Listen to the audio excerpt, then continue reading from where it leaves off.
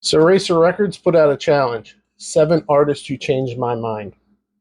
So that's what I'm doing. I'm Chris. This is Late Night Dead Wax.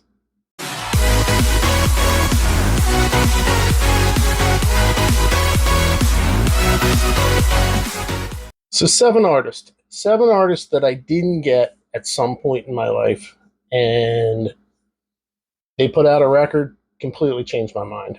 Or maybe later on, I heard that record, gave them another chance, and now I get it. So this is a fun one. I got a lot of records and a lot of areas of music that I went into that I never thought that I would ever own some of these artists. And so the first one I have is Amy Winehouse. Joe from Racer Records also, I believe, had this on his list. The first single, Rehab, just I didn't get it. I didn't get it at all. And people kept talking about how great this record was. And I went back and listened, I streamed it, I bought a copy. Now I've got quite a few Amy records, and that's like my least favorite song. So everything else is amazing, and she completely changed my mind. I just wish she was still making more music.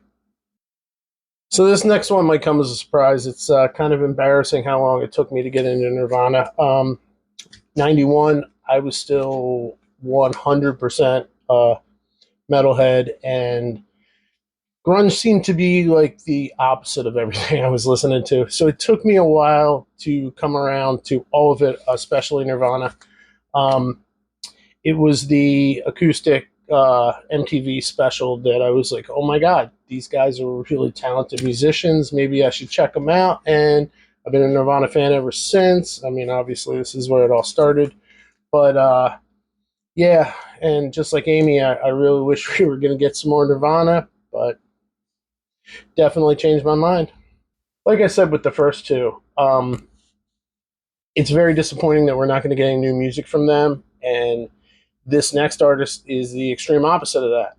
I was never a fan of her early stuff, and then this album came out, Demi Lovato. Wow, this is a killer hard rock album, and I can't wait to see what she does next. Her revamped was pretty cool, where she redid all of her pop songs as hard rock songs, and I can't wait for wherever she goes next. I'm a fan now. Now, I've definitely talked about this one before. I was never a jazz fan. Didn't get it till I hit a certain age and followed some advice online, people telling me that you have to hear this record, and I'm like, jazz, I'm not going to get it. And then I heard Miles Davis Kind of Blue. I think that this is a record that turned a lot of people on to jazz, and it definitely changed my mind, not just for Miles Davis, but jazz in general. And now I have quite an extensive jazz collection, but Miles Davis Kind of Blue, real eye opener for me, totally changed my mind. All right, here we go. This is a crazy one. My sister loves these guys. My cousin Davey was totally into them. I never got them. I didn't understand it. Talking about the Beach Boys. Wow. Like, feel like I missed out. I guess when I was younger, they just, to me, didn't strike a chord and just sounded like fun beach music. And I realized how much better it is. And yeah, I got a bunch of Beach Boys records now. I really dig them and totally changed my mind. A lot of these records came as recommendations, or artists in general came as recommendations. People over the years were like, "Oh, you got to check out so and so," and sometimes I did, sometimes I didn't. And one time, I'm really glad I did. Uh, Good buddy of mine, Nate, turned me on to Frank Zappa, and he loaned me Hot Rats, and that changed everything. And here I got Apostrophe. I've got a couple. Frank Zappa is crazy out there stuff, but really cool. Yeah, thanks Nate and Frank Zappa. Totally changed my mind. And I'm down to my last one, number 7. This one shouldn't come as any surprise if you watch my channel at all. It's Elvis Costello. Wow, I slept on this guy. So much good music, and this is where it started with My Name Is True. This is one of my favorite albums of all time now.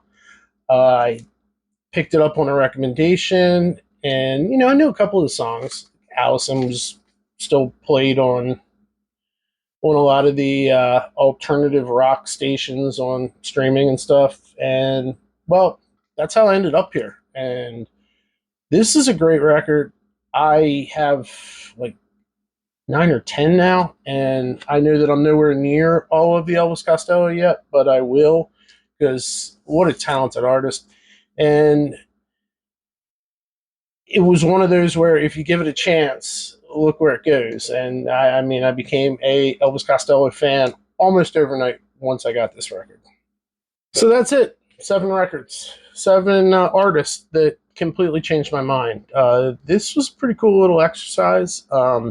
Thanks to Joe from Racer Records. And I hope other people do this challenge because I'd like to see the videos and see what maybe I've been missing. Wow. This was fun. This was fun, especially looking back at some of the stuff that I completely wrote off and then discovered. It's a lot of fun. That's what keeps this all interesting.